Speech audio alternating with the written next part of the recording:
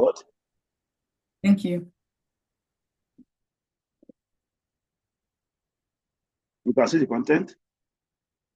Yes, sir. Thank you. Okay. So I'm going to start from the easiest to the hardest.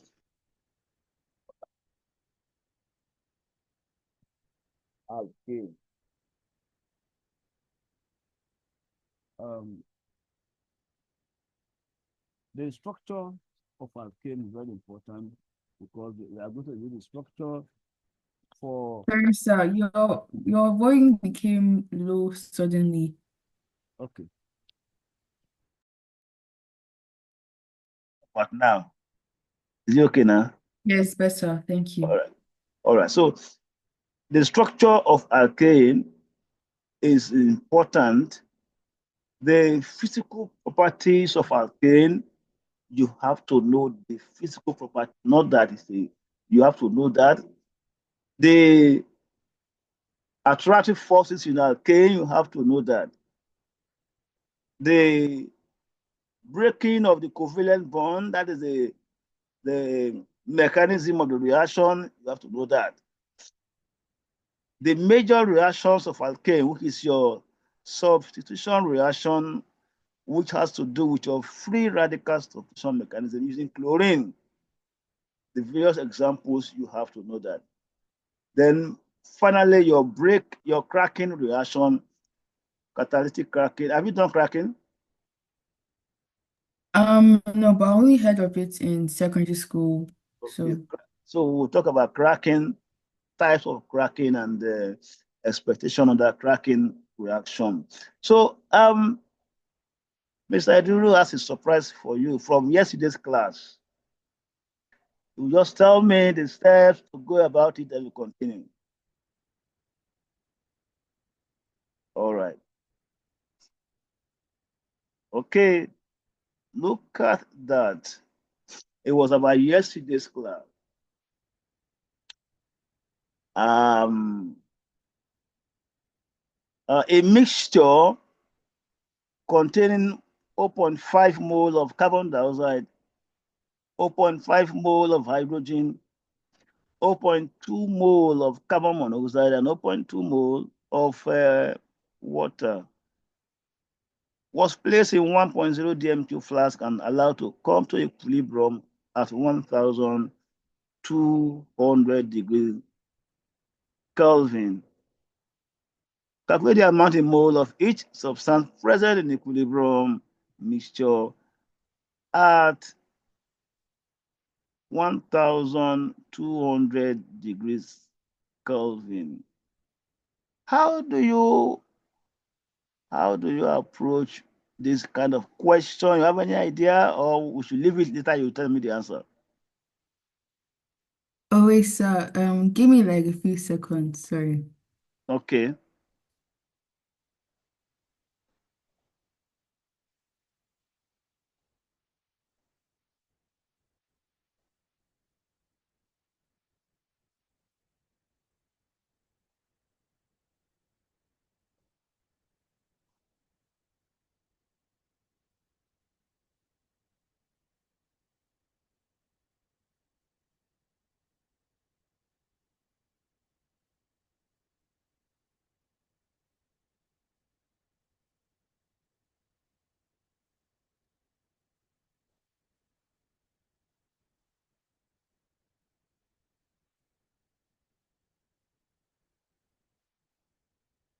Sir, how am I supposed to know the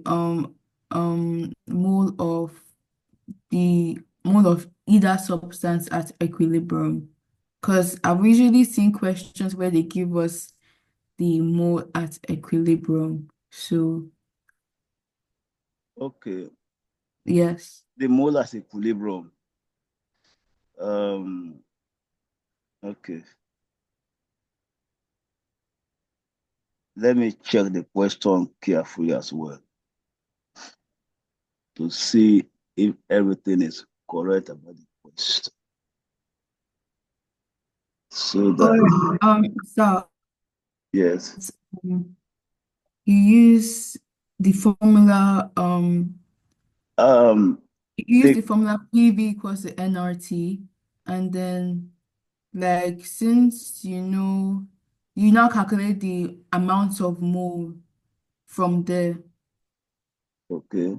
Like the pressure. Oh wait. The the Oops. question, Sorry. you are actually thinking very fast. The question you are solving has one or two things that I will add now so that you can help you out. The KC is that is the KC. I don't know if you are seeing it now. Yes, I'm seeing it. Uh. So you have the KC given to you already. That is the KC. Oh, okay. So if you have the KC, that will give you um, a better idea. So you want to tell me anything you want to do, yeah, about it. Mm, okay. So since KC is 1.44, um, hmm, Okay. mm, In this question, you know, because this is your pure AS chemistry, but it's stressful. All right. The table I was telling you, yeah. the IC table, you will see initial moles there now. Can see the initial mole there. Then you will now talk about the change in concentration. In that, Oh, okay. so in that change in concentration, whatsoever is on the right hand side is what? Whatsoever is on the right hand side is positive. So you call it X. So you call under the change, let's see now, under the change in concentration. So the product will be plus X times the number of mole that is here, which is 1 mole. Here is also 1 mole. So here is also a product plus X times the number of mole of that is mean X. The other one is reactant. Is reactant. Reactant reduces in mole.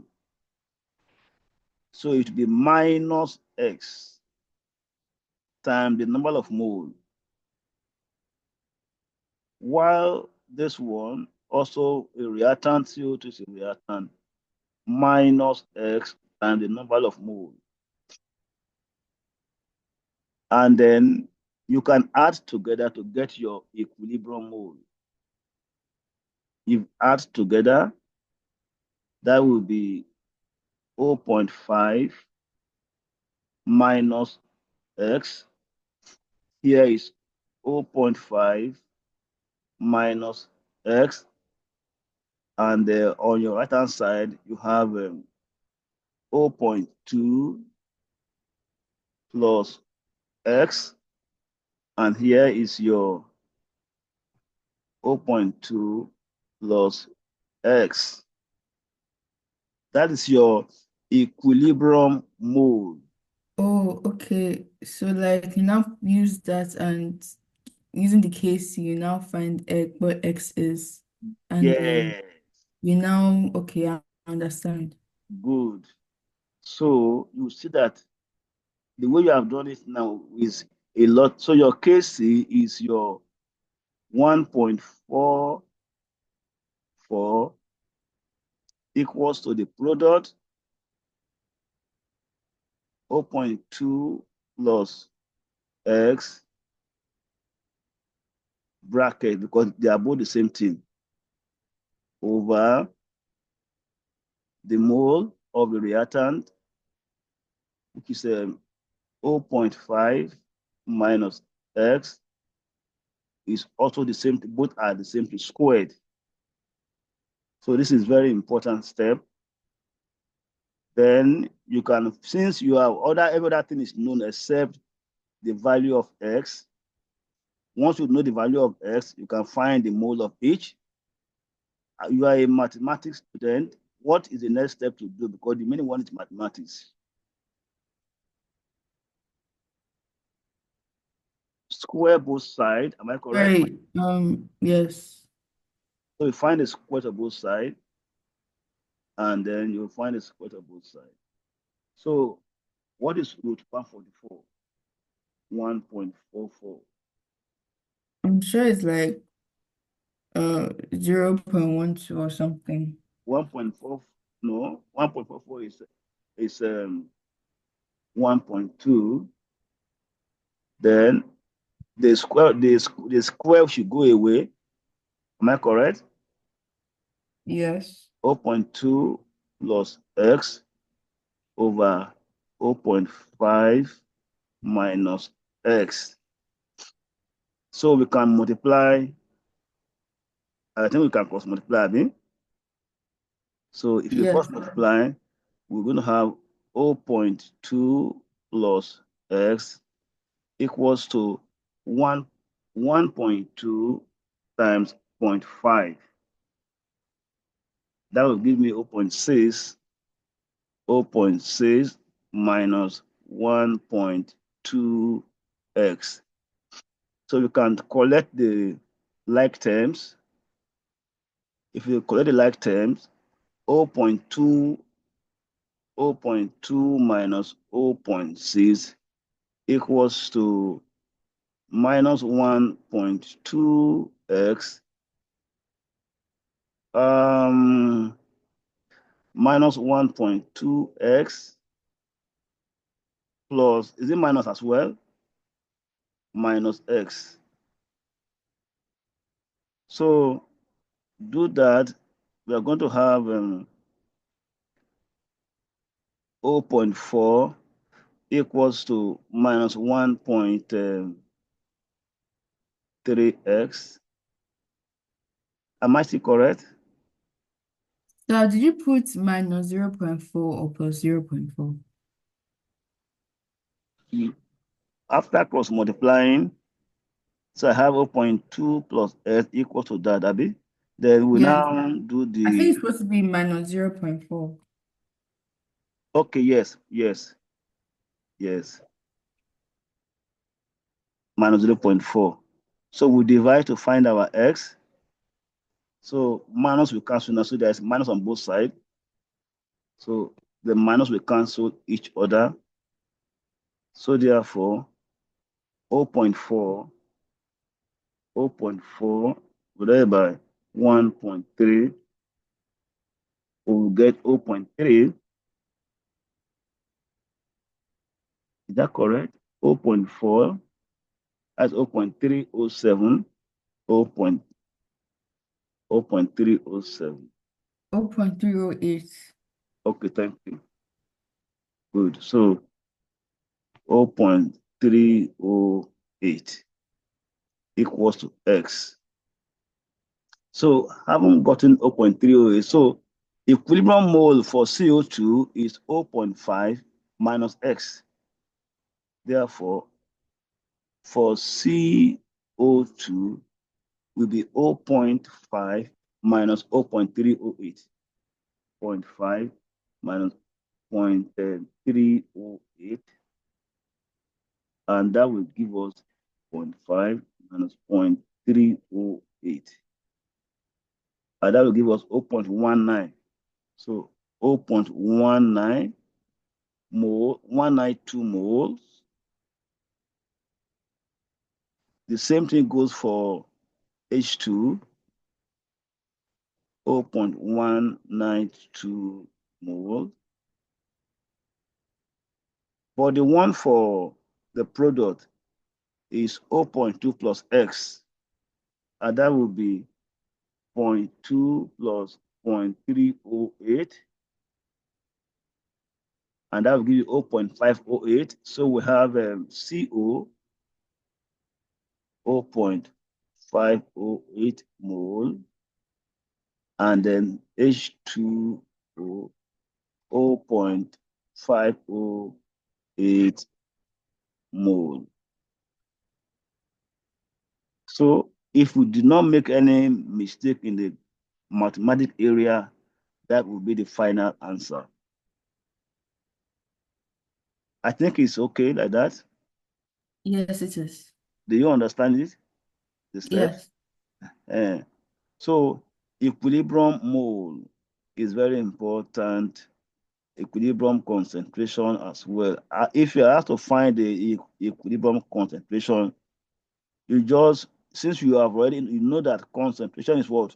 Number of mole over volume. Am I correct? So Yes, sir. number of mole over volume. So in the question, you were told that it is on 1.0 dm cube. So your equilibrium concentration will now be the mole you have found divided by 1, Abi, since concentration is N over V. So the answer will not change. If you are asked to find, if you have to continue to find the concentration of the reactant and product. But here now you are only asked to find the equilibrium what now. So it's not, so if you have to calculate the amount in mole, if you have to find the amount at the concentration now, you divide by the volume to get the same answer, but it will be in mole per dm cube. Is that okay? Yes, sir. All right. So that is about that. Okay, so let's clean up everything that we can move on to the next. Okay, now,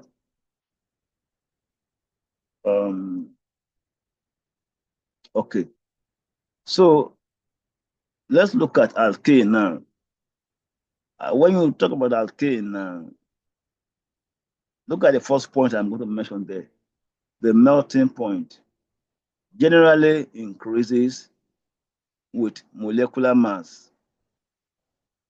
Generally increases with molecular mass.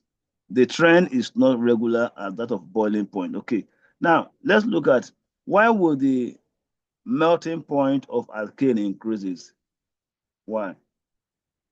I think with the addition of carbon, oh no, addition of hydrogen, sorry.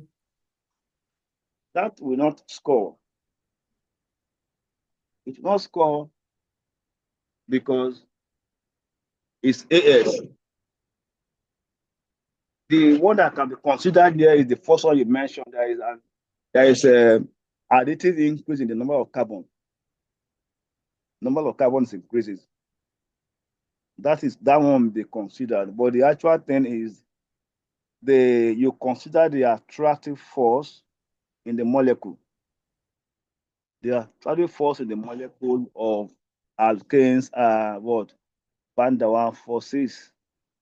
So as you go down the alkane homologous series, as the number of carbon atom increases, the number of electron in the molecule increases.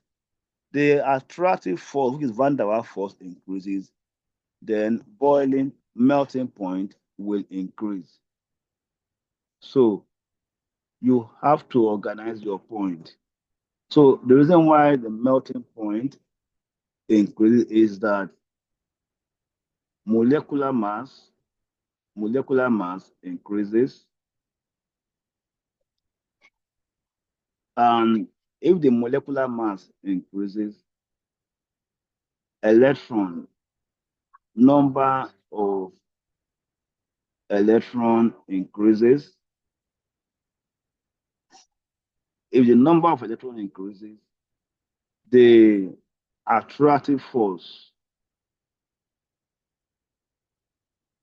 attractive, the attractive force in bracket Van der Waals force increases. Van der Waals force increases because number of electron increases. So the more the Van der Waals force, the higher the energy. The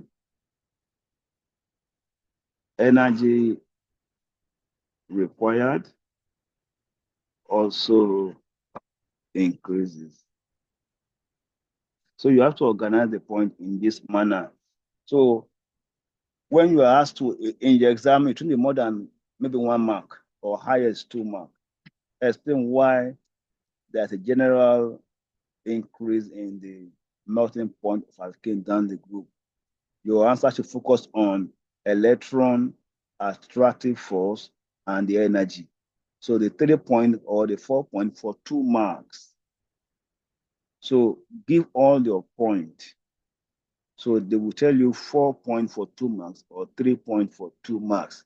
So the molecular mass increases cannot score yet. It will score when you now add as molecular mass increases, number of electron increases, then maybe you have scored 1 mark here for the 2 point with 1 mark. Then as attractive force increases, or as the Van der Waals force increases, the more energy is required to overcome the Van der Waals force. Hence, melting point increases like that. So you will not score. So the question, the answer is actually on electron and the Van der Waals force. Electron and the Van der Waals force. The more the electron, we have done in intermolecular forces, and the major one is hydrogen bonding and the Van der Waals force. So alkanes generally have Van der Waals forces attraction. So the higher the Van der Waals force, the higher the energy required to overcome the Van der Waals force, hence the higher boiling point down the group. The second one is solubility. Alkanes are non-polar, so are immiscible with water. They are soluble in most organic solvents. So this is about solubility. Polar compounds have polarity. They have partial positive charges with which they can interact with water. Water is also polar. So the opposite charges in the molecule of water and the molecule itself, we call the solubility or the mixing together homogeneously. But non-polar molecules like alkanes do not have polarity, so they are insoluble. So when they ask you to explain why alkanes do not dissolve in polar solvent or water, is because number one, it does not have dipoles. Doesn't have dipole. So since it does not have dipole, there is no any attraction between polar molecule and non-polar molecule. So no dipole. There are no partial positive charges or partial negative charges. Okay, that is clear. So because of that, the only thing to do is that they can dissolve in non-polar solvent like kerosene, diesel, benzene, all those liquid, hexane, and so on and so forth. They dissolve that because non-polar dissolve in non-polar. So they will easily mix together. Why? Because when they come together, they will have different regions. There will be different regions in the molecule. So of partial negative and partial positive, partial negative and partial positive, partial negative and partial constitutive, like that. So, like I told you when I was teaching you in intermolecular bonding, we have instantaneous dipole-dipole interaction. Instantaneous dipole-dipole interaction. So these molecules dissolve because they form partial dipole-dipole instantaneous forces that disappears and reappears. So they dissolve in non-polar molecules dissolve in polar solvent because they are able to form partial dipoles, which can disappear and reappear. So they dissolve by this process of partial dipole forming. So the non-polar molecule and the non-polar solvent, when they come together, they form partial dipoles that breaks up instantaneously and reform. With that, they dissolve perfectly. Sorry, sir, you said non-polar to non-polar. I'm talking about non-polar now. The for the other for polar have permanent dipoles. Permanent dipoles are there, like your water. There's Yeah. permanent dipole. So water will dissolve another polar solvent like ammonia. Ammonia have permanent dipoles. Water will dissolve alcohol. Alcohol has permanent dipole. But non-polar solvent, they dissolve in each other because they have uh, temporary dipoles or instantaneous dipole. So they don't have permanent dipoles, they have temporary or instantaneous, what we call London forces. That's Van der Waal. Van der Waal, basically. So non-polar molecules have Van der Waal forces to make it easier. Van der Waal forces. So the Van der Waal force is produced as a result of the movement of electrons from one region to another. At a particular point, most of the electron goes to one side and they will have partial negative. The side where they left will become partial positive. So all of them will form such kind of temporary dipoles that will not lead to them attracting each other and dissolving permanently and homogeneously. So non-polar molecules dissolve in each other because they are able to form temporary dipoles which enhances their solubility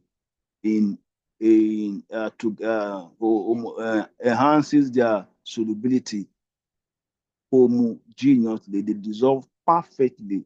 So if I put in methane inside benzene, it will dissolve homogeneously. There won't be any layer, there won't be any division. It's not going to be a mixture, it's going to be a solution. Even though it forms a solution that does not show any layer, it will be a solution of one layer. That's homogeneous solution because the alkane and the benzene, they are both non-polar. And the two of them, they exhibit temporary dipole-dipole formation that allows solubility to take place so they dissolve in each other. Because each temporary dipole form will attract the opposite temporary dipole, and that attraction will enhance or leads to the proper mixing together of the two substances. I hope that one is clear. Yes, sir. So that is about this slide about so let's move on to the next slide. Let's look at the melting point. I think okay, that has been talked Looks to. at That it. that okay, melting point. That is we have discussed that already. We have discussed it as well. Let's look at Introduction to the reactions of alkane.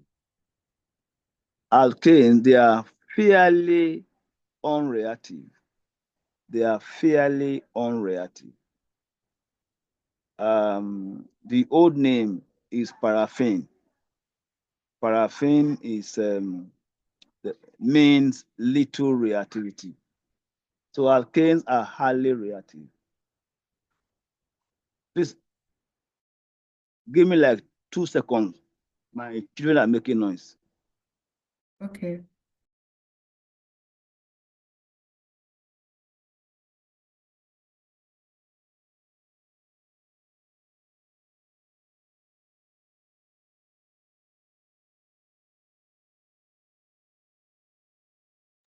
Okay, I'm back.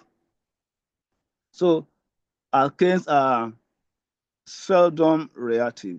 Seldom. They are highly unreactive, as it were. As in, not yes, that we can say highly, fairly unreactive. Why? Because that is an issue that you have to tackle. Why are alkanes not reactive? Because your AS chemistry will probe you. Why are they not reactive? What would be your likely answer?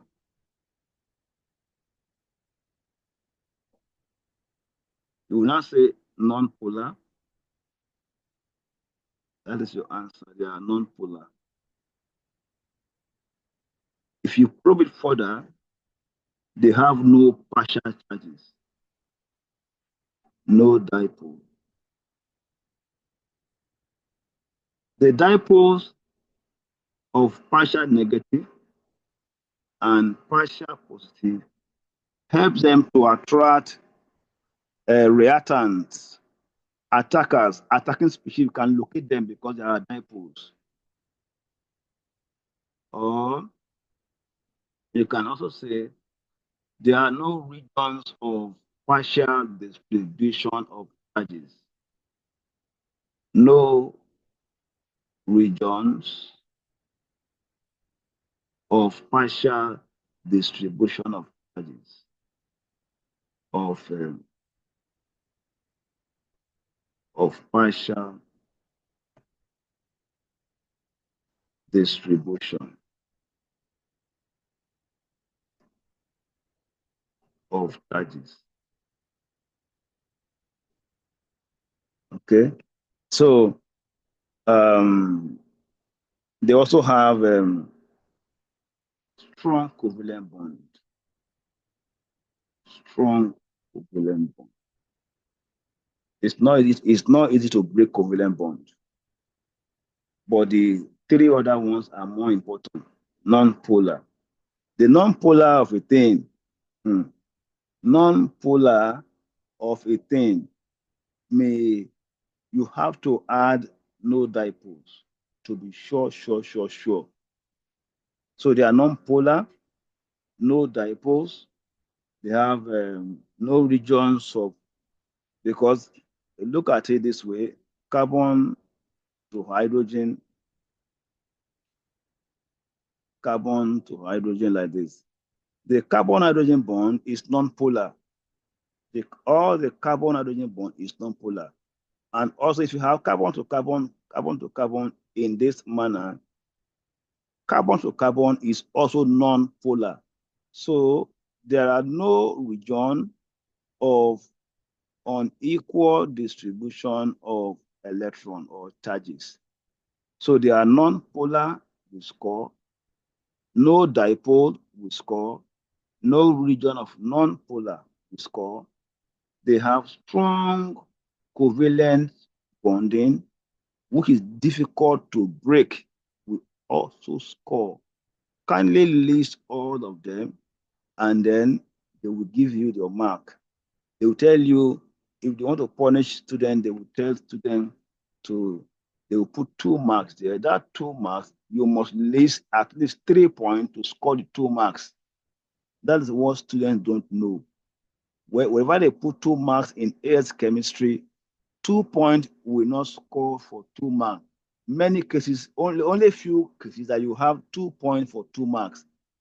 But where there are many options, that 2 point will require, that 2 marks will require like 3 points. So students should be wary of the antics of Cambridge, and they must know what they want to score their mark.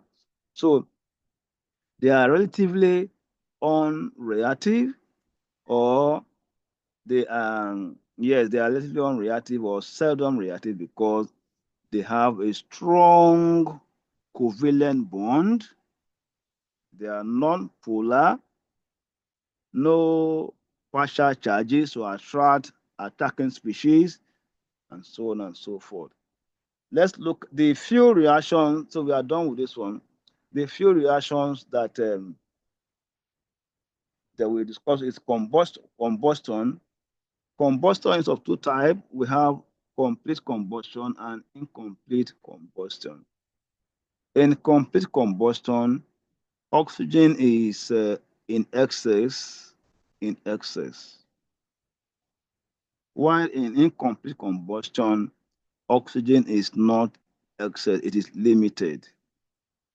Okay. Combustion reaction are exothermic reaction. Let me ask you, what is exothermic reaction? Exothermic reaction is a reaction that releases heat during the process and makes the surroundings like raises the temperature of the surroundings basically. Okay. Does the energy goes up or goes down at the end of the reaction?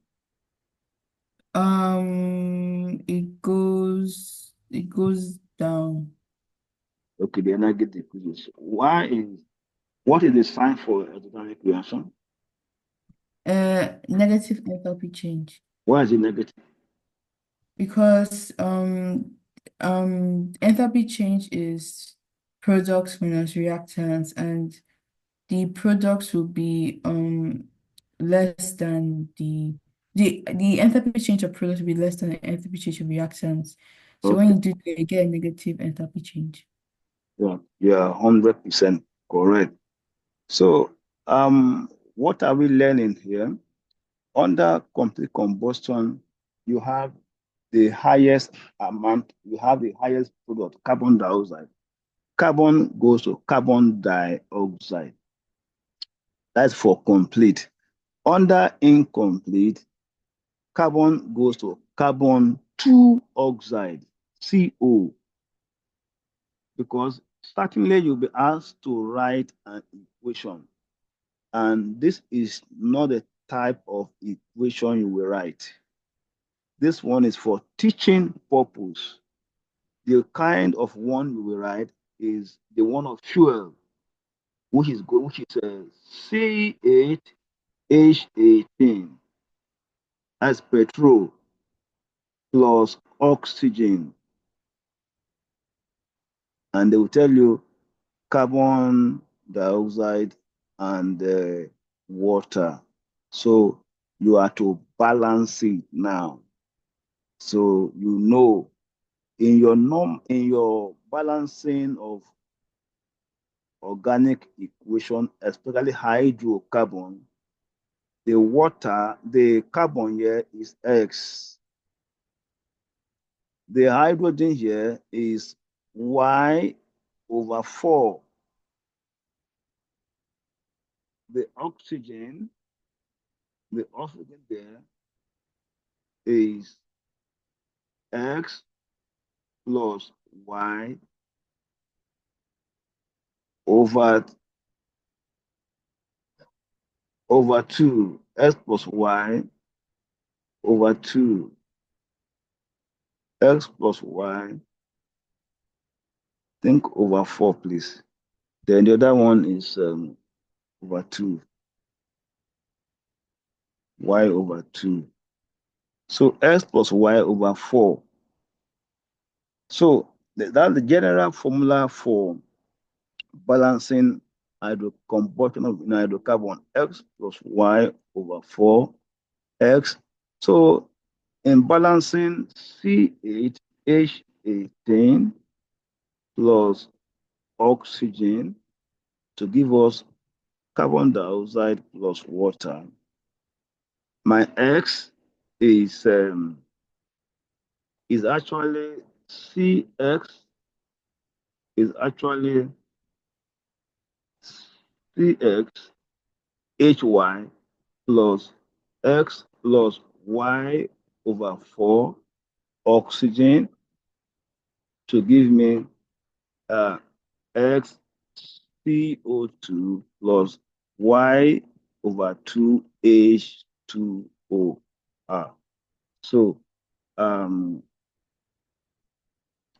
so balancing this equation, X plus Y over 4. So balancing that one now. So your X here is 8. So here should be 8. And then your Y is 18. So Y over 2. So 18 over 2. So here should be 9. Then X plus Y over 4. Y over 4. X plus Y over 4. You find their overall. So your X is 8. Y is 18 over 4. So you get out your, put your 4 there. That's 1. 8 times 4, 32 plus 18 divided by 4. So you know math more than Mr. I do.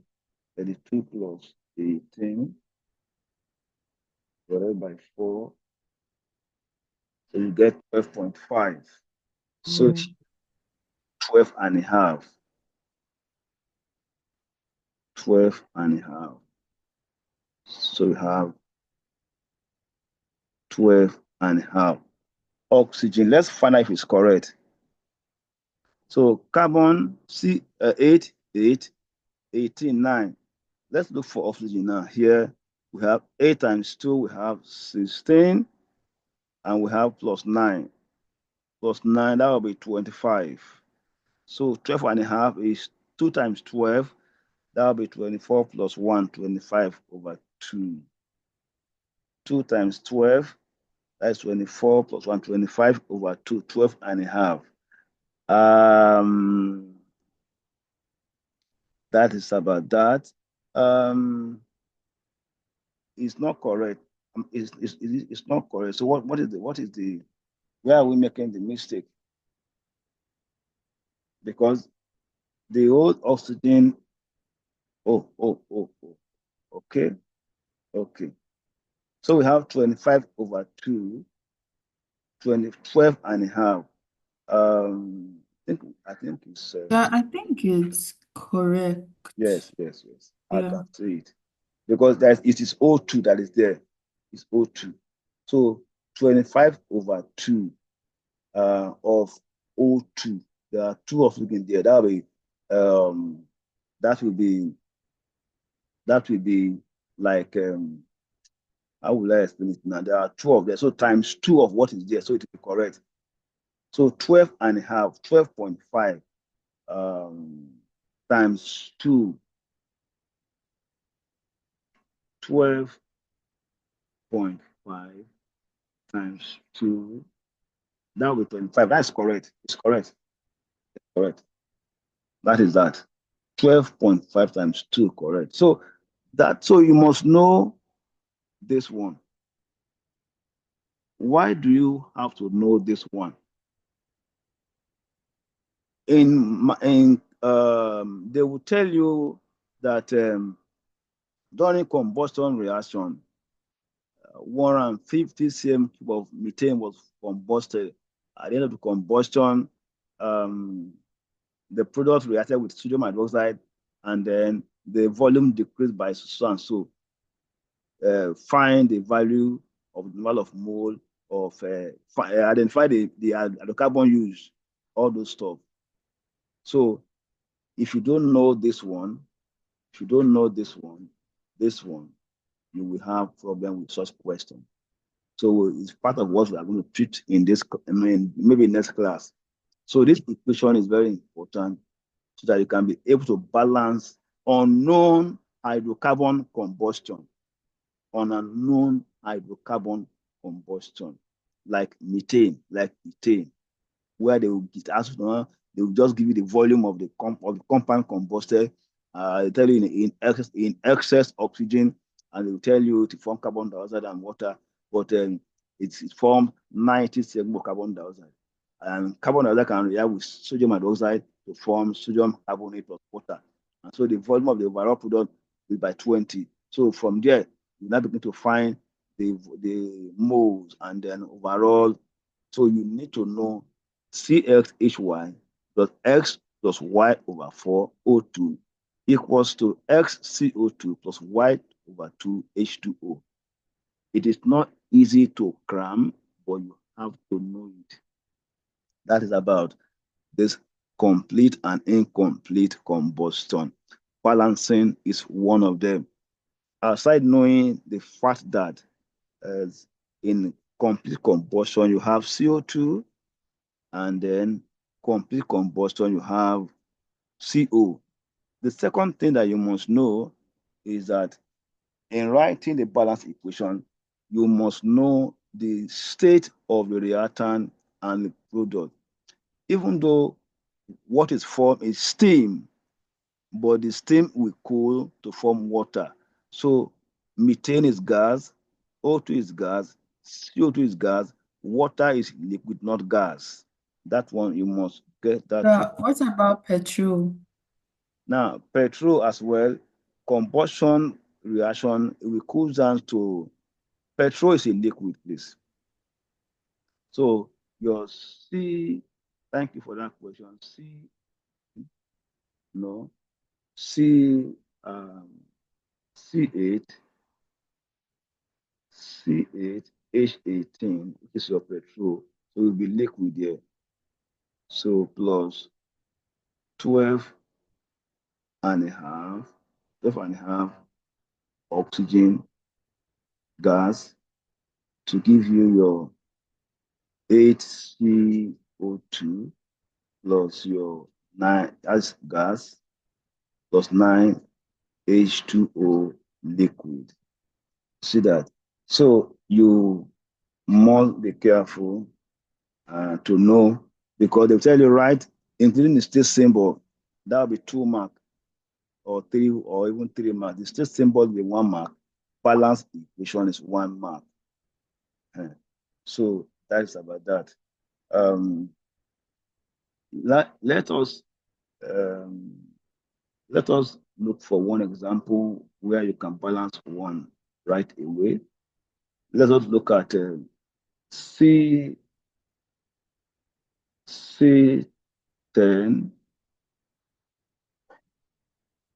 H22 plus oxygen to give me CO2 plus H2O. I want to try this one in 35 seconds. Okay, I'll try. So you just tell me what I'm putting for you.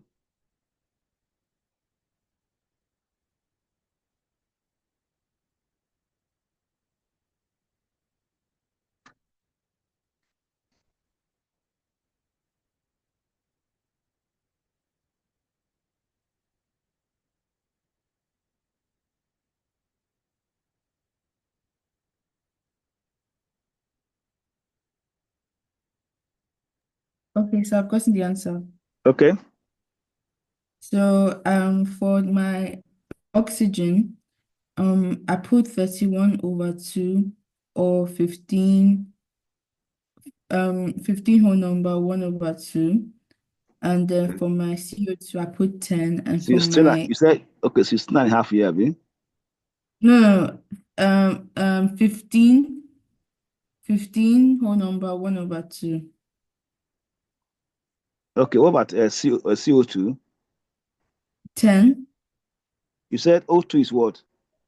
I said O2 is I put it as what's it called, improper fraction before, Okay. but in Okay, as improper fraction, I put 31 over 2.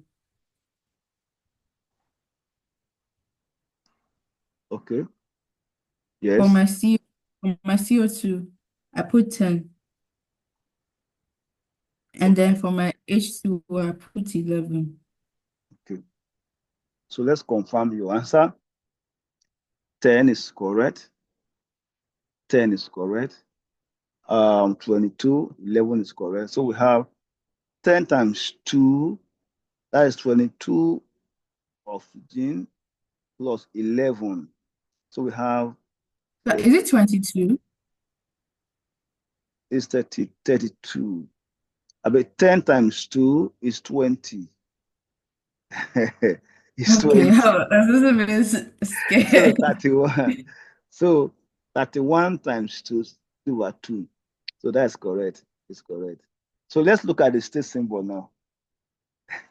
State symbol, yes. Um, is it the C10H22? It's Anything still above C5 is a liquid. okay. So the alkane is liquid, oxygen is gas, CO2 is gas, then H2O is liquid. Okay, good. All right. Mention one importance of alkane. Um, used to make fuels. To make what? Fuels. Okay, fuel. So they are used as a fuel. Very important. Good. All right. Mention one disadvantages of alkane.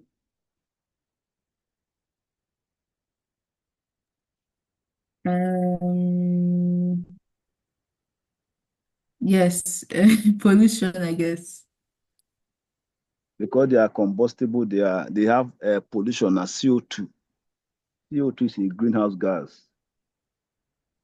So because of that's why fossil fuel is being And banned. so it's also getting expensive. So It's not that's a expensive. disadvantage. It's not expensive. It's not. So you look at the greenhouse gases being produced. Fossil fuel has one disadvantage because they produce greenhouse gas, carbon dioxide. Number two, they also produce carbon monoxide. Carbon monoxide is dangerous to our respiration. It can it compete with hemoglobin for the transport of oxygen to the cells and tissue. So whenever there is carbon monoxide, there will be difficulty in breathing, and it can lead to dizziness because it forms an irreversible bond with hemoglobin.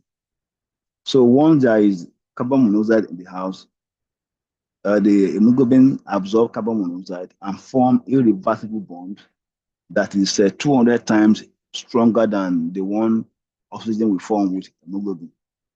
So that hemoglobin becomes deformed because it can't release the carbon monoxide to the blood, into the tissue. So once it reacts with carbon monoxide, hemoglobin forms another shape, which renders that hemoglobin from carrying another uh, oxygen because it carries carbon monoxide, which does not. Normally, the reaction is reversible reaction. When hemoglobin carries oxygen to the blood and tissue, when it gets to the tissues and the cells, it will drop the oxygen and comes back and pick another oxygen like that. But if an hemoglobin picks carbon monoxide, it does not drop it. It forms unbreakable bond, irreversible bond. So you cannot come back. So the number of hemoglobin that is carrying oxygen will now reduce. So it will make somebody to have dizziness, and then if it persists, someone can faint. So the two major disadvantages of alkane is greenhouse gas and dizziness, which can lead to death because of the carbon monoxide. The other one you can also consider is that it is as it is the explosion. If there's explosion, there is danger, so it cannot be stored for a long time. No storage issue in Nigeria. When there is fuel problem, people buy petrol and store. And before you know, there will be explosion somewhere else, and the whole family is wiped out, or the whole house is set ablaze. So it has issue with storage. So you can look at those areas for greenhouse gas and the rest. Then pollution as well. Pollution. There is spillage, oil spillage, which kill animals and plants. One that's oil spillage, because you look at alkane now holistically, that is hydrocarbon, um, petrol, crude oil exploration. The raw crude oil, if it lands on water, it prevents oxygen from going inside the water. So all the animals living in that water, including the fishes, they will die in less than 24 hours. That's one. There was a time I went to the bush and I saw where they are stealing crude oil. So there was leakage everywhere, and the nearby stream was loaded with crude oil, diesel or petrol. All the fishes will die. And I look around, I saw seeing keg, and so I was afraid. So I ran it from that place. So look why the crude oil covers the water and prevent oxygen from entering. So death of aquatic animals. Also, if the crude oil mistakenly falls on grasses, all the grasses in that place will die. They won't grow again. They won't grow. It kills them because they cannot do photosynthesis again. The crude oil covers the leaves, and the leaves are no longer exposed to sunlight again, and they will all die. The same thing with plants and animals. I mean, plants on ground. A very big tree, a very, very big tree on ground. If crude oil falls on the root of that big plant, does not allow the root to breathe, covers the root from prevent the root from breathing. So the whole big plant, the whole big tree will die within few weeks.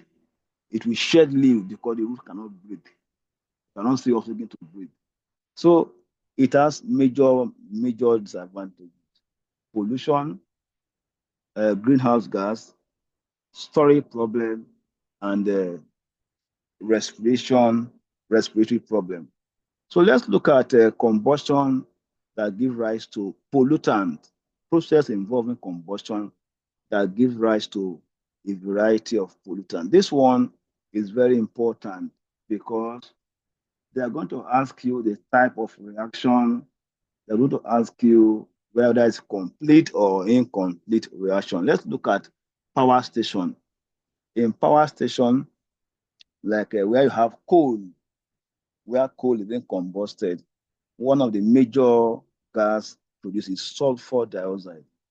Sulfur dioxide is a gas that produces acid rain, while SO2 react with oxygen in the air and give us SO3 gas. So SO3 gas is highly soluble in water to give you sulfuric acid called acid rain. This is acid rain. All right. So SO2 is an acidic gas. SO2 is acidic gas. Acidic gas. It can react with a base, sodium hydroxide, to form Na2SO3 plus water. So we put 2 here. So if I put 2 here, I have 2 sodium then 2 sodium. I have 2 oxygen plus 2, 4. 3 plus 1, 4. Then I have 2 hydrogen, then it's balanced. So they will, in your AS chemistry, they will ask you to write equation showing that SO2 is behaving like an acid. This is what you are writing.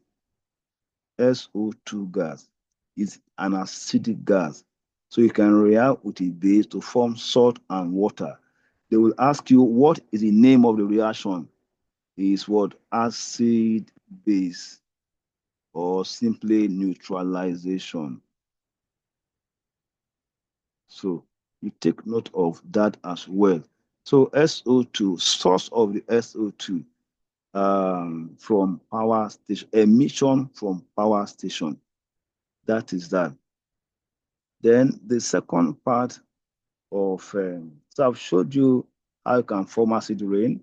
I've showed you how SO2 can behave like an acid, like sulfuric acid itself. So for giving you salt and water.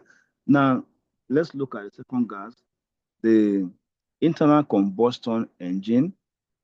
In the internal combustion engine, carbon monoxide is one of the. Sorry, sir. Can you please excuse me for like 3 minutes, Yes, 4 minutes? you are allowed. Thank you.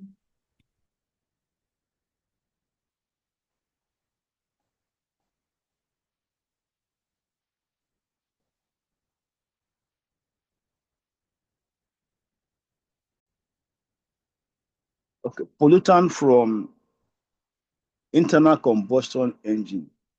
So our vehicles moving on the road, they have engine, and the fuel is being burned inside the engine, and one of the gases produced is carbon monoxide.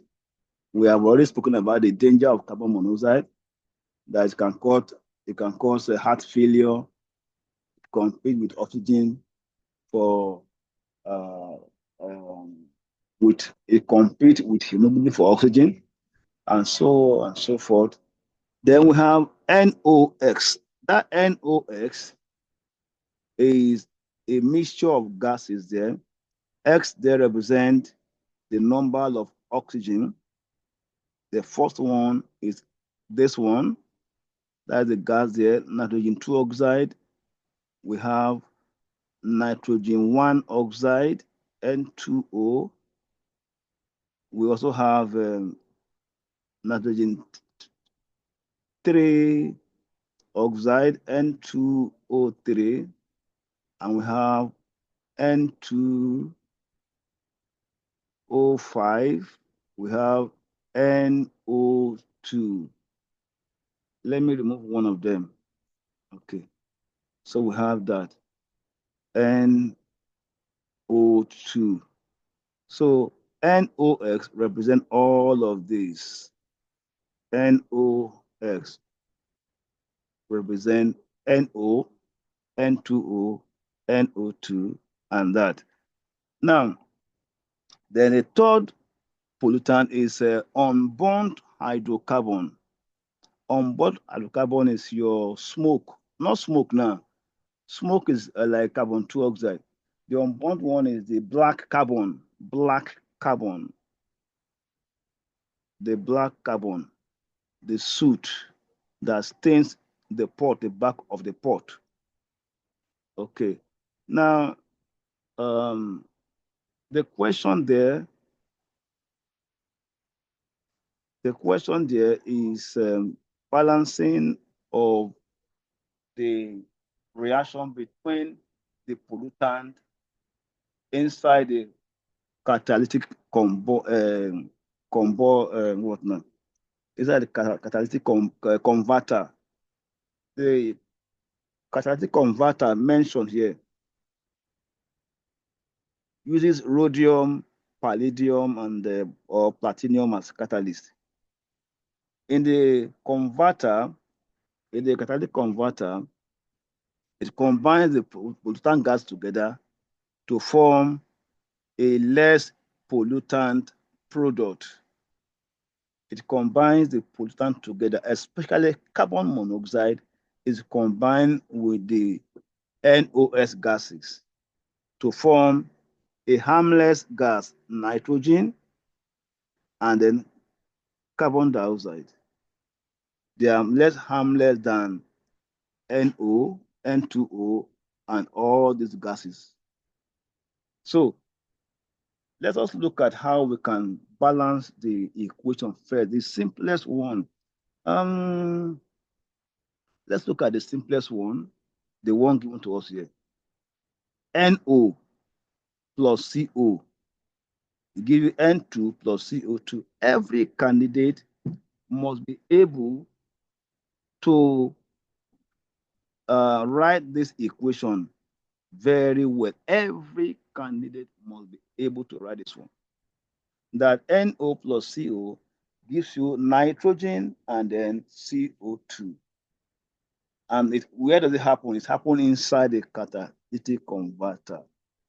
Inside the converter, it contains rhodium catalyst or palladium catalyst or platinum, anyone. Okay. Now, what is the name of the reaction? You must be able to tell us the name of the reaction.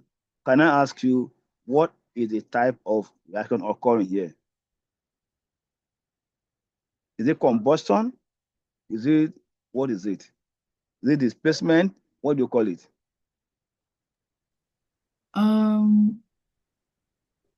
Is this like redox reaction? Correct. Redox. Your guess is very correct. Redox. How is it redox? They will tell you, show that it is redox. Nitrogen 2 oxide plus 2, then 0 reduction. Then carbon 2 plus 2, carbon 4 plus 4 oxidation. So explain why the above reaction is redox. Nitrogen in nitrogen 2 oxide changes from plus 2 to 0 reduction. Changes from plus 2 in NO to 0 in nitrogen. While carbon 2 oxide, carbon in carbon 2 oxide changes from plus 2 to plus 4 in carbon dioxide oxidation. Therefore, the reaction is redox. That is one. So there are two things that you must know. The type of reaction, redox, 1 mark. Then explain why it is redox. You now explain as I've explained. Nitrogen, Um, yes, so can I also explain in terms of loss of oxygen and gain in oxygen? no, No, okay. yes, don't do that.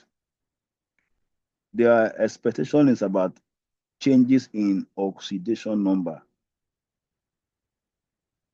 It's the only area where you can use a lot of oxygen is when you are talking about like maybe copper 2 oxide now plus hydrogen, like this, to give you copper plus water. So there is an obvious loss of oxygen. So you are adding hydrogen to remove oxygen. That one is, but in this case, the expectation is on changes in oxidation state. Now, this is one example out of many other examples. So let us look at other combination that you are likely to experience in the exam. Let us look at this combination. We have combined NO. Let's combine CO with N2O. The same answer. We don't have CO2 plus what again now? Plus N2. So the same answer. So they will now ask you to balance it. So let me explain how to balance it. To make it easier for you, use oxidation method of balancing. +2 +4. So +2 to +4, it changes twice. +2 to +3 +4. This one is nitrogen 1 oxide. So +1 to 0, it changes only 1. So only 1. Exchange the value like this. So 1 is coming here, then 2 is going the other way around. Therefore, here will be 2. But let's just look at it again. So, and then here will We be, also come to nitrogen, right? what did you say? Don't worry, it's fine. Okay, so here is 2. So we have 4 nitrogen. Oxygen we have, so we have, let's look at, I think it can be balanced like that. Let's look at it again without this one. So 1 carbon, 1 carbon. 2 oxygen, we have 2 oxygen. I think, is it balanced like that? It's balanced. Check it very well. Is it balanced? With the 2N2O and the 2 at N2 is balanced. It's balanced. Good. Yes. What you oh yeah, it's balanced like this. Yes, it's balanced. Oh yes. It's balanced. So that one is done. So let's take another gas. Let's take NO2. CO2 plus NO2. The same answer. We're going to have, no, not CO2, CO. So we're going to have CO2 plus N2. Do you want to balance this one yourself? Okay, let me try.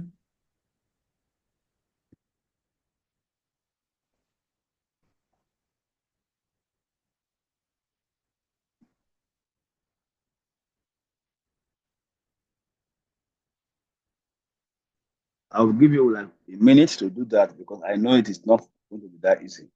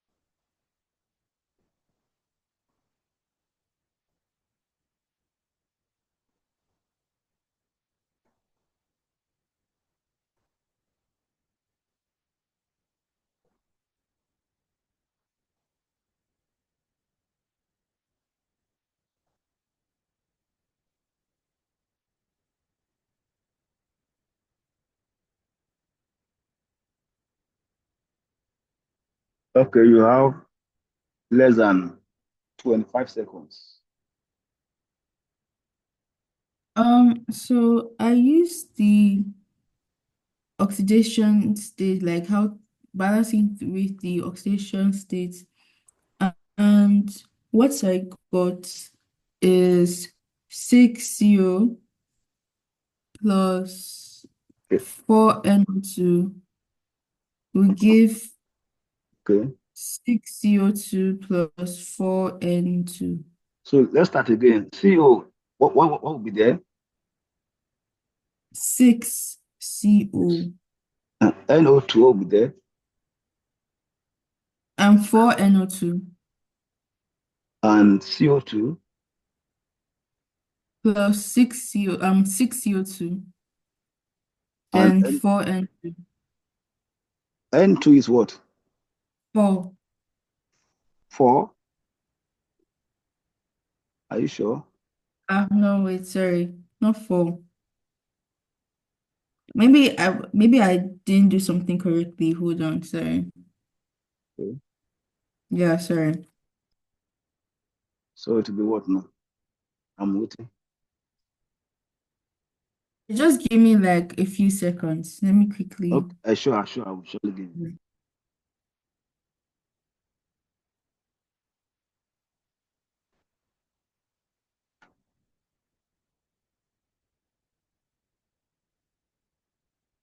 Oh, wait. Sorry. It will be um everything will be 4. Since there is four No, here, since there is four here, then there no, should be no. two. Abi. Sorry. No, yes, 2, yeah. Okay, if you look at your equation, you see they are all even numbers. So you can actually reduce them by two. So there will be 3CO plus 2NO2 plus 3CO2 plus N2. So let's look at it very 3 carbon, 2N. Oxygen here will be 6 on this side. We have 4 here plus 3 here, 7. It's not a balance. It's not So, balanced. yeah. So let us look at it together now. You like I did the other way around, you can use oxidation number method. So let me give you an idea of that. Um, Oh, wait, sorry. I've seen my mistake. okay. I said from CO to CO2, the change is 4, but it's supposed to be 2, not 4. So where now? So for NO2 and for N2, it's supposed to be, if I start, don't worry, just continue. But I've seen what I did, the Okay. mistake I made. Just So continue. this is plus 4 to 0. This is 0. This is plus 4. So plus 2 to plus 4, it changes twice. Plus 4 to 0. If you look at it very well, plus 4 plus 3 plus 2 plus 1, then 0. So 1, 2, 3, 4. It changes 4 times. It changes 4 times. So here is 4.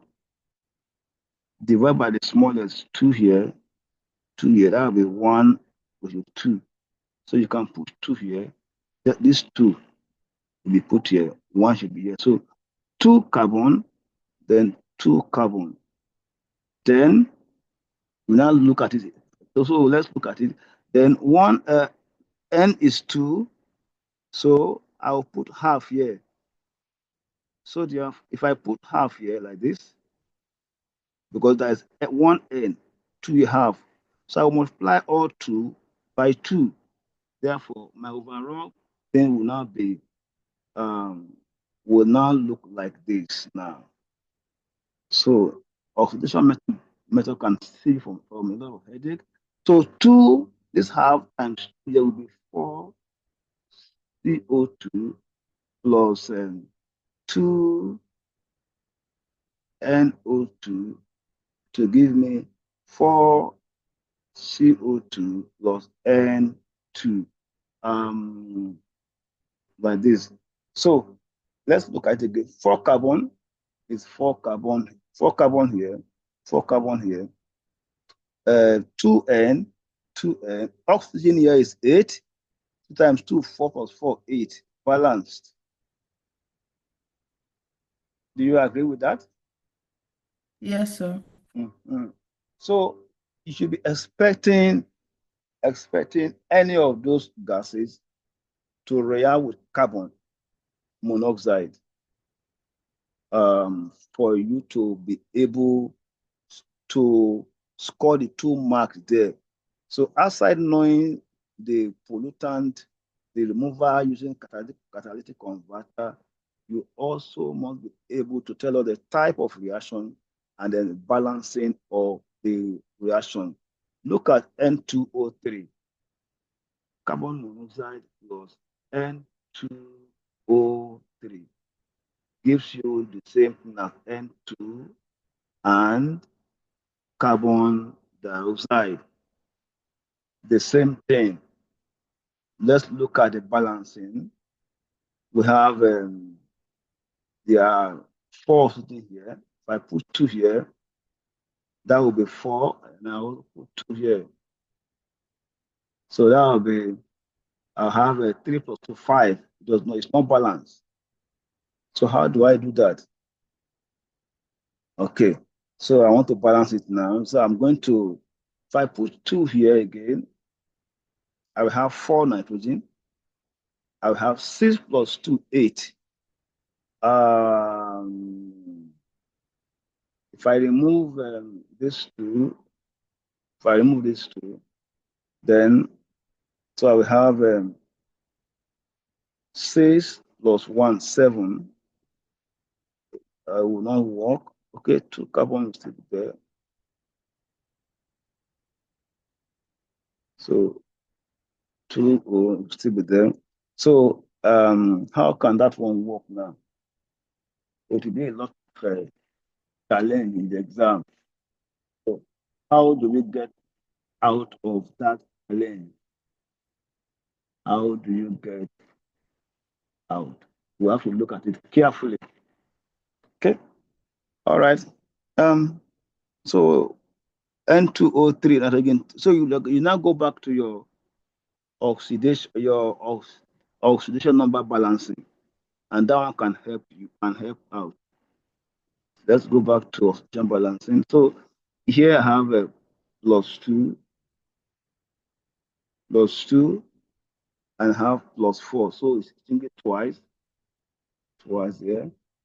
And again 3. This is N here is plus 3, and this is 0. So plus 3 plus 2 plus 1, then 0. So 1, 2, 3. It changes 3 times. So we have here, here is 3. So 3 and 2 cannot cut. So we put 3 here, and then we can put 2 here. So 3 carbon. So let's look at 3 carbon. So 3 will come in here. Let's now, so 3 carbon, and then 2 times 3 is 6 plus 9.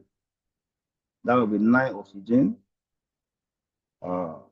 Okay, so now in this case, we can remove this 2. Are you see there?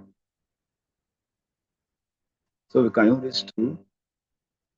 If you remove that 2, so we have 3 carbon, then 3 plus 3, 6 oxygen, N2. I think it's balanced now.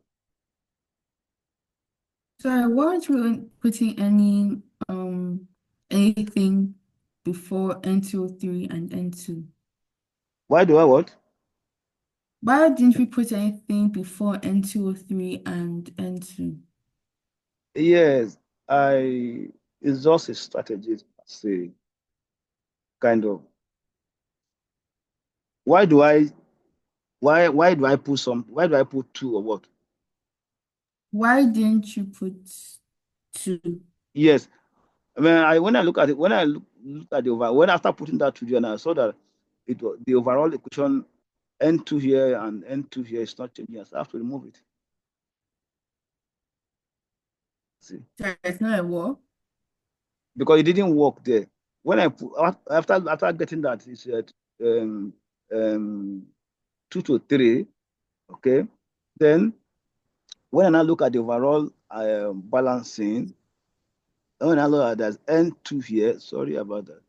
There is N2 here, N2 and N2, 1, then 3 plus 3 oxygen, 6, balance, then it of no effect again, so I now remove it. I think that is the only reason. Okay. Oh, okay. All right. So we have dealt with removal of pollutant using catalytic converter. We have other, so we have dealt with also SO2, CO, and NO gases. Then we have other things to remove. SO2 gas is also produced. Fuel generally contains small amount of sulfur. Fuel containing sulfur are cheaper in the world market because the sulfur causes engine knock. Nigerian fuel is called sweet crude, sweet crude, sweet crude. And so America is buying our oil because it is crude oil with low sulfur content. So that small amount of sulfur, like 1%, 2%, perhaps, that low sulfur content must be removed. So if it's not removed, during combustion, the sulfur also react with oxygen to form SO2 gas. So mention gases that also come from power station like coal and crude oil. SO2 is one of them. And then we want to also remove it. How do we remove it? So to remove SO2, you don't react SO2. It is not removed with a catalytic converter. It is not. One of the ways to remove it is to react it with a suitable basic oxide like calcium oxide. So the calcium oxide is placed in the exhaust pipe, basically in the complaints, the exhaust pipe where the gas are coming out. So the calcium oxide is a base and SO2 is an acid. So it will react with the calcium oxide to form what? What do you think will be the product? Um, To form actor. S, S, yes, yeah, come again. SA,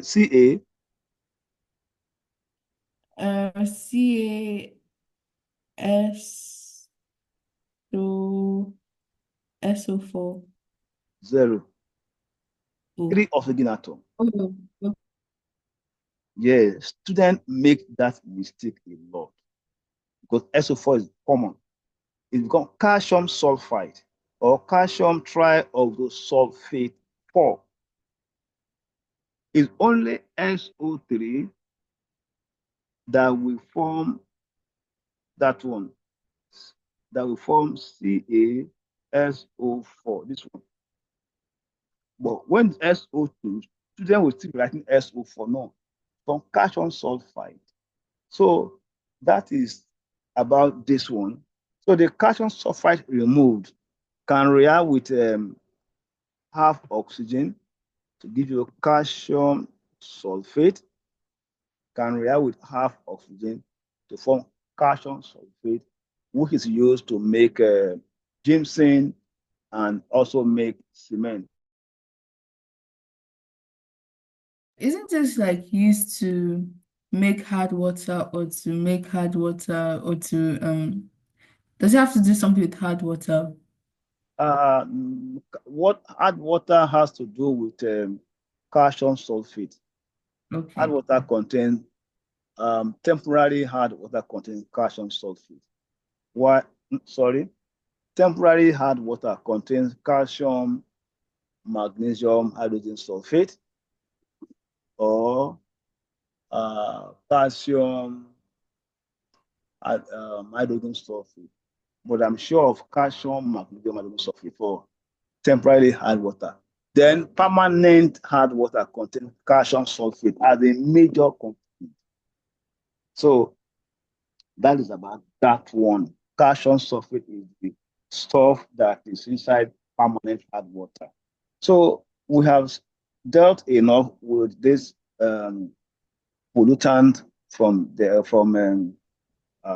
combustion of fossil fuel. And we have spoken about how to remove them inside the catalytic it's a converter. Remember that the SO2 is only removed by that.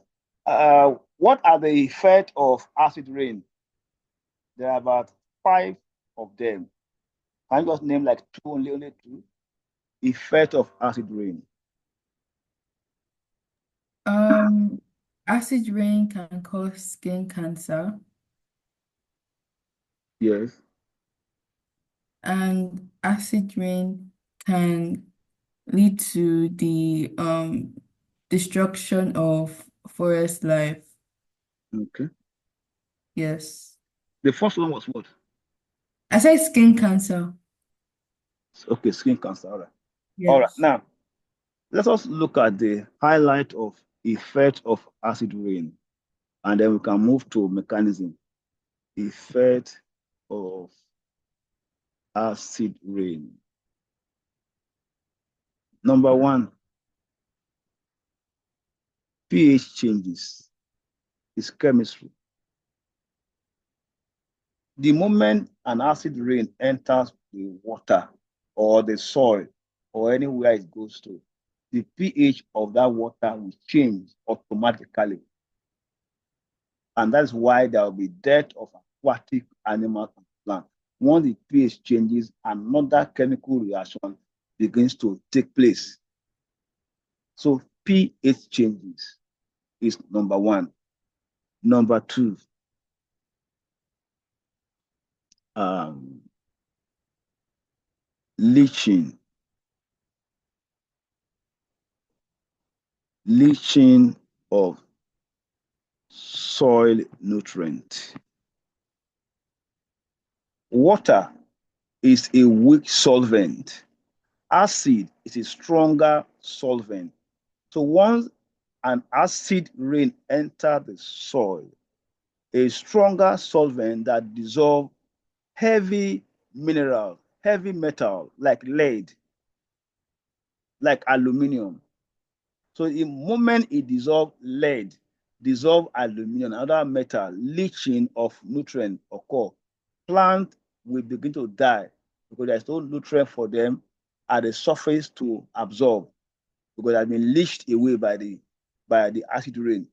Then the leach nutrient or mineral like aluminum ion inside water polarizes water, polarizes water to form um, to form Al H2O bracket 5 OH all capital bracket 2 plus and H plus.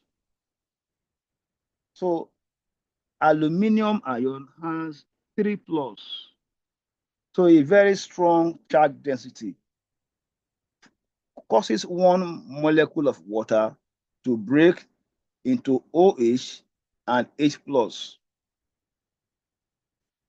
And that is the reason why the pH will change again further because aluminum dissolves in water, reacts with water to form an acidic solution.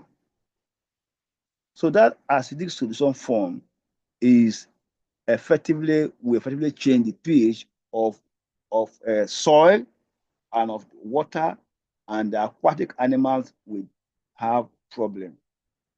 That is the second major one. So it dissolves nutrient. It leaches nutrient away, leaching of soil nutrient and mineral. Okay, so you have acidic water, or especially it is more pronounced in lake where the water does not go any other place again. That is one. Number three, the one you mentioned, skin irritation. Skin irritation. The acid rain react with your skin and kill your cell, kill the cell. Number four, it react if there's a sculpture outside. Sculptures contain limestone or clay. Building contains limestone. The acid rain react with building and destroy the surface of building. So building, so destroy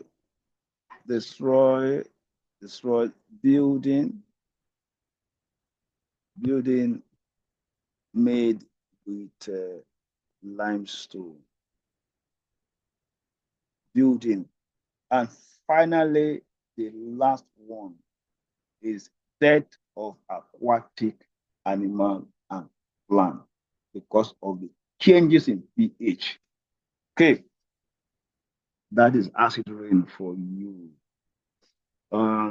So let's move on to mechanism of the reaction, and we'll continue from there.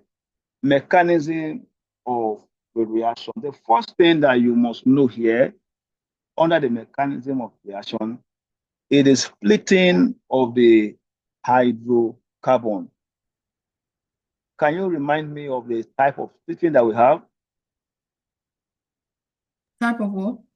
The type of splitting of covalent bond. Homolytic, heterolytic, Homolytic and what? heterolytic. Okay, so we have homolytic, we have heterolytic. So let's look at the first one. Let's look at this one. This one. Homolytic. Is that homolytic? First one. No. Okay. So which one of them is homolytic? The Let's last look. one. A, B, C. Which one? C. C. Okay. Why?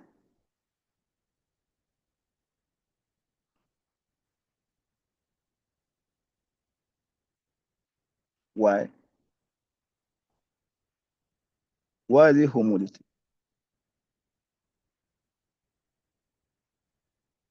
It's because the electron is equally shared.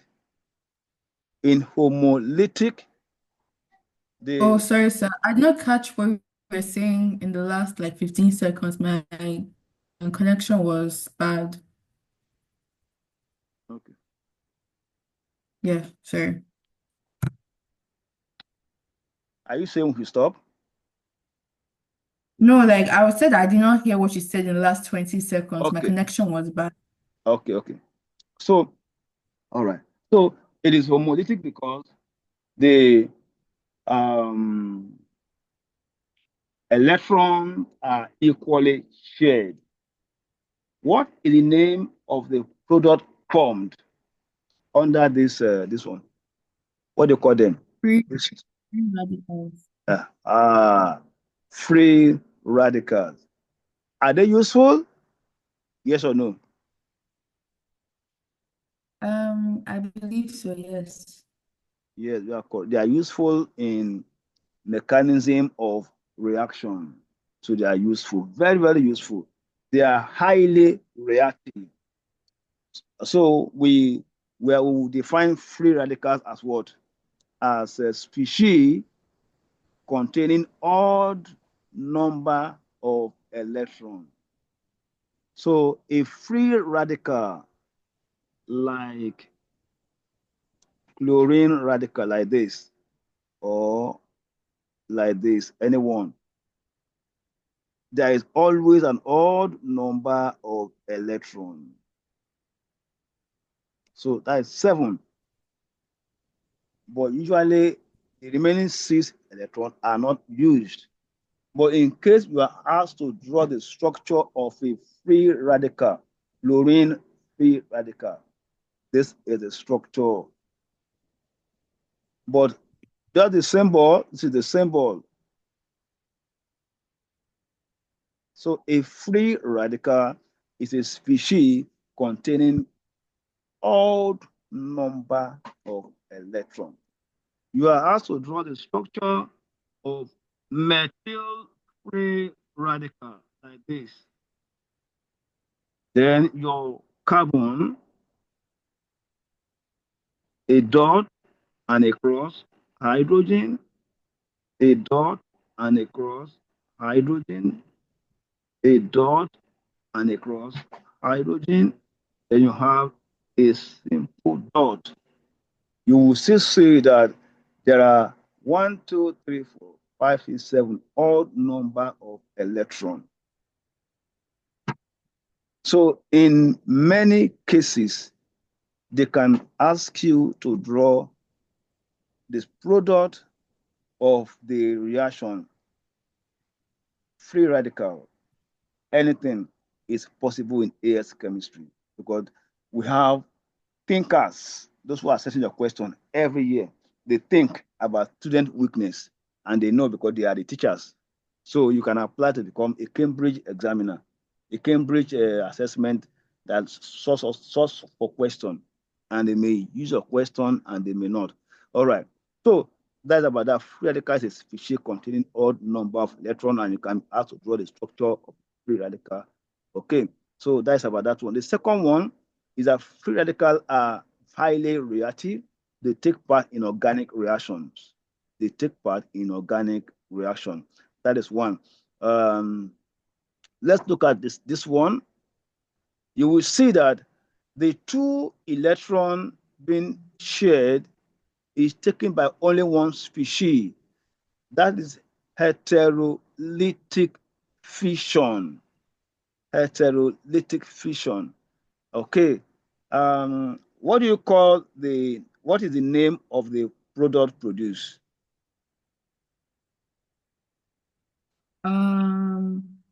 Cations and anions. No, Oh, you just scratch the name of the answer. We produce electrophile and what? nucleophile. Now you are talking. So this is which one of them? Which of them is a nucleophile? The A or B?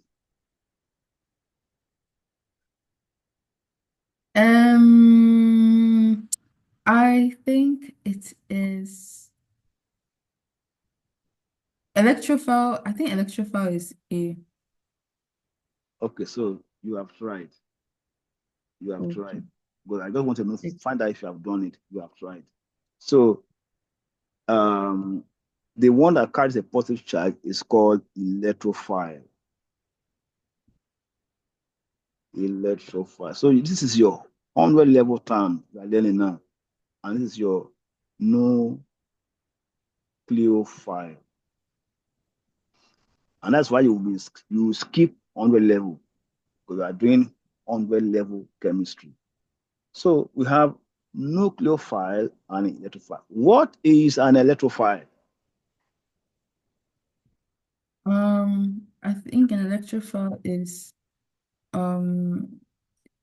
it has let's say affinity, or it's attracted to negatively charged Okay. particles or ions or All something like right. that. You are trying because it's not easy for someone to get those definitions at once.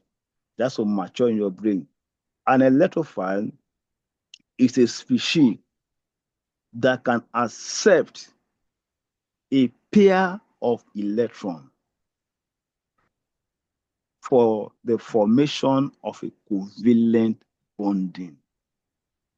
Electrophiles are electron deficient. Electron deficient species.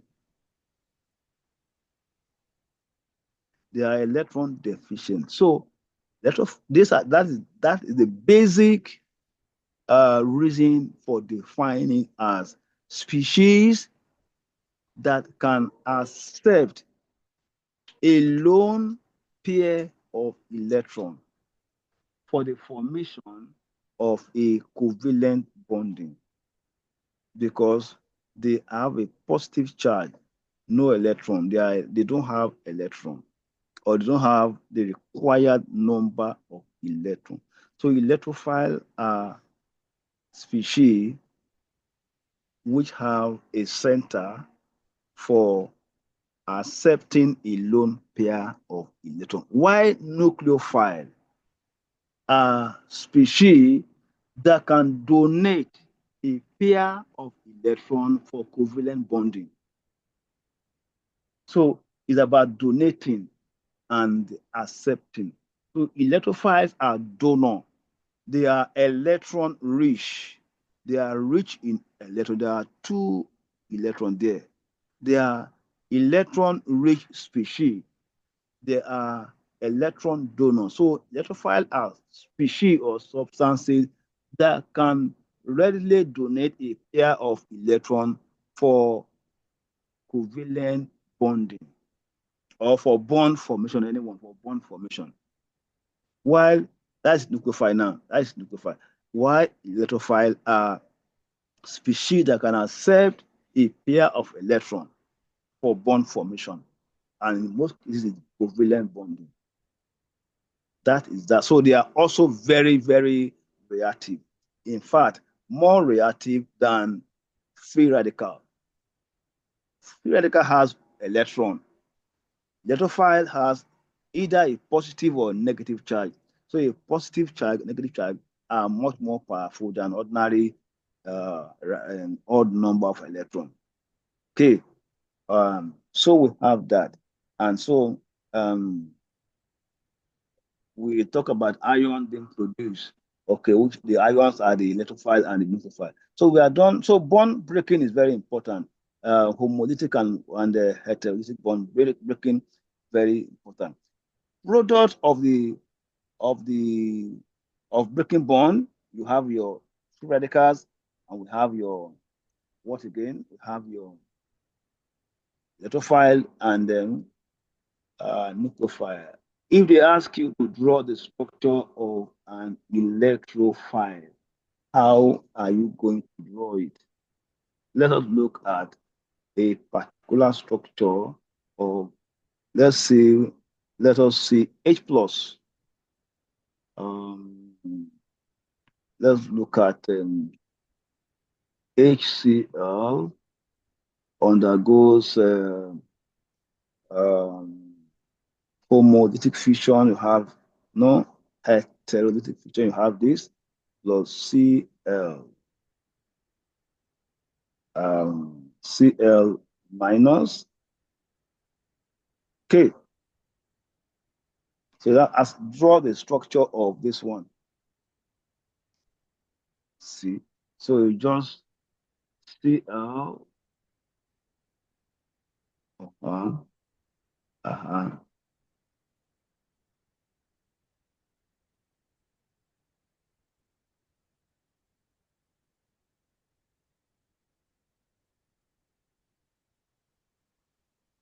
So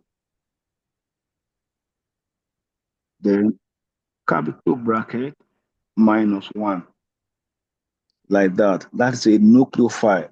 That is the structure. The symbol is simply Cl minus then the lone pair. So a nucleophile is a species with a lone pair of electrons that it can donate for the purpose of forming covalent bonding. So in your reaction, organic reaction, the arrow, have a curly arrow like this, curly arrow. The arrow will leave the side of the electron like this. It must proceed from where you have a lone pair, because the lone pair is the one that is used, that is being donated. So the arrow must leave. And when the arrow leaves, it's coming to the positive side like that. It's coming there like this. It's going to the receiver. So a curly arrow under organic reaction is an arrow that shows the pathway of reaction, that shows the pathway of organic reaction, that shows the direction of organic reaction, direction of attacking species during a reaction. Okay, now, okay, so let's move to the next. Okay, let's look at the first. I think we are going to stop here because of time. Um, we're going to stop by 12:30. Then we can continue next class.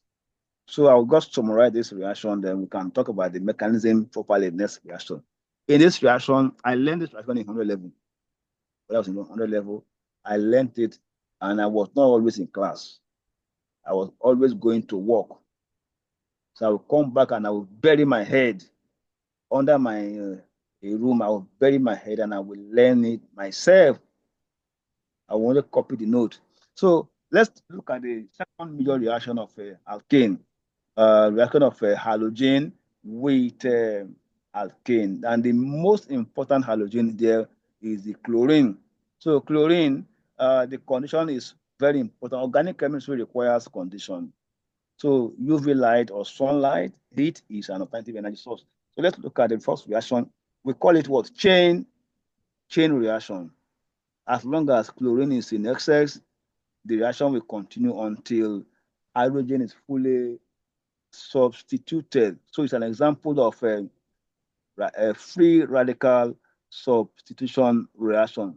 So in this case, methane plus chlorine to form HCl plus chloromethane. It's a gas and is the only gaseous component in this reaction. Then number two, with more chlorine available, the second hydrogen is removed to form HCl and dichloromethane, a liquid, and so on and so forth to the last hydrogen reaction.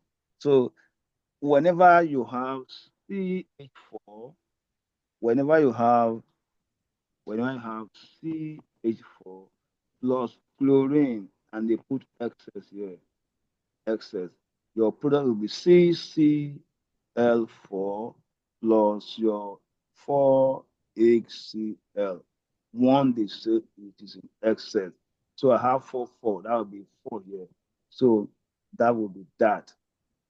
So it will be over the final reaction here. Okay, the final reaction. So they will now ask you, state the condition for the reaction, UV light, sunlight, okay, and then they will now tell you, explain the mechanism of the reaction. The mechanism of the reaction is in 3 steps. 3 steps. Can you remind me the 3 steps again? Initiation, propagation, and termination. Okay, good. 2013, this is an AS chemistry, but they brought this one out under A2. And my students were very lucky that year, 4 of them, and they had a 3A and one, yes, 3A and 1C. The guy that had C was kind of unlucky because in secondary school where they came from, they were the 3 other students there. It's like they were in the same class, so they were like friends. The other guy that had C was in another class, so they were not friends, and they refused to make friends even in A level. So the guy was always alone. So that one affected the guy, and so he had a C. So that then had A. So that one's the story. So let's look at the condition here. UV light. Okay. No. This not here. So okay. Let's look at now let's look at the initiation step now. Initiation step, it is a bond breaking process and it's homolytic bond breaking process. Where you have let's look at the chlorine. Oh my god. Chlorine. So we have the chlorine covalently bonded. The mechanism is like this. Under the UV light, the UV supplies energy and to break the bond. So as the UV light strikes the bond breaks. And we use a curly arrow to show that one electron is coming here, the second electron is coming here, curly arrow show the direction. So I'm going to have here CL dot plus CL dot some other So feature. Yes. I thought it was half arrow. You think what? I thought like when you want to show equal distribution of electron, use half arrow. You may not show that, Didn't matter. but it's better you show it because Okay. when they're talking about mechanism, they want to use curly arrow. So CL dot plus CL dot. This is the one I use a lot, but that's the one they taught me in university. But when I was taking A level, my other colleague will use this one. My other colleague uses this one, but I use this one. So that is the initiation step. What starts that step is the UV light to get the free radical, which are more reactive. Um, I think I want to bring it back now. Okay, they will now ask you, why is this reaction possible? Why are they possible? The enthalpy of the reaction. The free radicals are stable. The chlorine molecule, look at the chlorine molecule, and ClCl dot. What is it able to is an endothermic, is it endothermic or exothermic reaction? Since this is bond breaking, Yes, I think it's endothermic. correct, endothermic.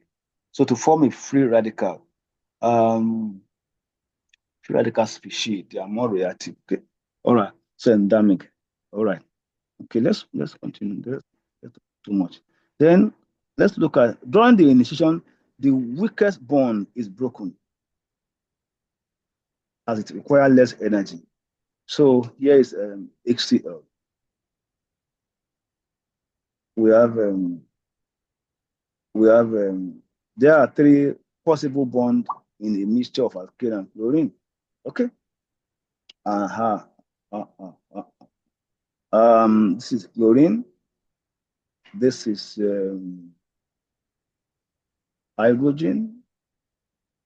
This should be HCl. So you, of course, you have your. So we have 242 for chlorine, 348 and 412 carbon, hydrogen, and red. So the weakest bond, chlorine, is broken of all of them. Chlorine, the weakest bond. Chlorine is the weakest bond. So it's broken. So the CCl bond is broken in preference to the others as it is the weakest. So that's that. Why is chlorine broken? It has the weakest bond, average bond energy.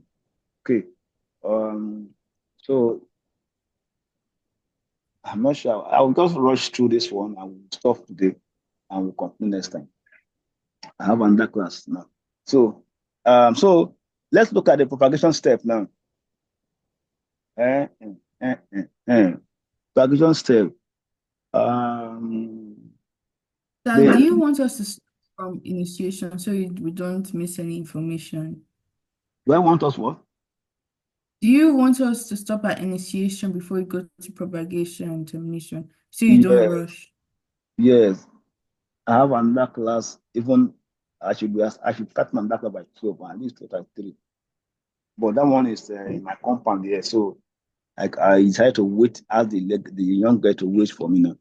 Or kind of now. So we'll stop here, please, so we can continue next class. Even though the class is very, it's like kind of interesting. Organic is my major thing I do. Okay. So so let's look at I will stop anyway. So this one plus your H hyphen CH3. So you have to show your mechanism now. The arrow, your poly arrow, comes from the dot down to the bond like this. So it's breaking that bond. If the one is breaking, you will show it. Then it's breaking that bond. So it will form H dot plus the L dot